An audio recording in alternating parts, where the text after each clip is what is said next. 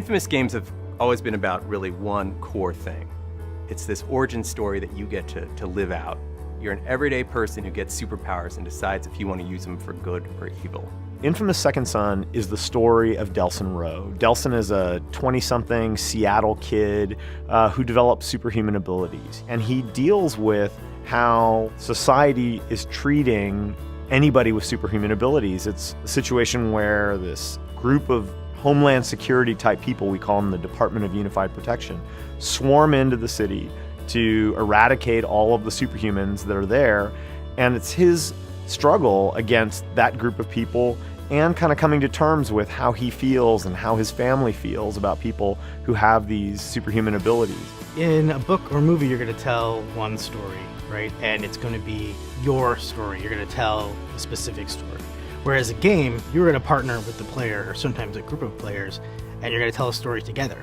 And you're going to tell parts of the story, and they're going to tell parts of the story, and they're much more invested. They're much more engaged with the story that you're telling because they're participating in it. And the controller is the interface that the player uses.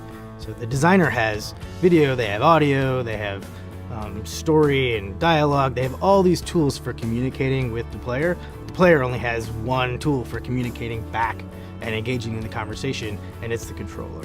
And the PS4 controller is significantly improved from previous controllers. We've always felt like the controller itself and the ability for the user, for the player to express himself to us was the most important place for innovation. A lot of the improvements to the controller are about how it feels. So the sticks feel more responsive, and the triggers feel more comfortable, and the buttons feel crisper.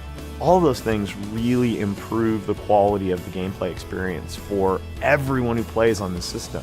And I think that stuff is so incredibly important. It's kind of the foundation that you build the house on. If you get that wrong, you just can't get anywhere. And so I think it's really, really important what they've done with the controller. But then there's also some exciting new things that give us as game makers a chance to try and give players small but exciting new experiences. And our goal is really to examine that and say, how do we, again, compress the distance between what the player is doing and what's happening in the game? And so the example that I'll give is there's a test that's been created in the infamous Second Son universe to identify people who have the conduit gene, who could develop superhuman abilities. And that test requires a scanning of your finger. And so you have to go up, sort of like going through airport security, but you have to go up and place your finger and get scanned. Normally you would just have the player hit the triangle button or something, right? But with the PlayStation 4, you can actually have the player place their tip of their finger on the pad, exactly the motion that Delson is doing. That gives you a more direct experience. And again, we're not going to be having you press your finger during the entire game, but rather at these key moments, letting you express something in a direct way rather than in an indirect way. One of the things about Second Son I'm really excited to let players get their hands on are the controllers. We've really streamlined them so that you can use any of your powers whenever you want in all sorts of different circumstances. So people will be comboing the uses of their powers and their moves and their attacks really fluidly. We actually went through and we completely revised the control scheme to make it easier to learn and also kind of more expressive when you're using your powers.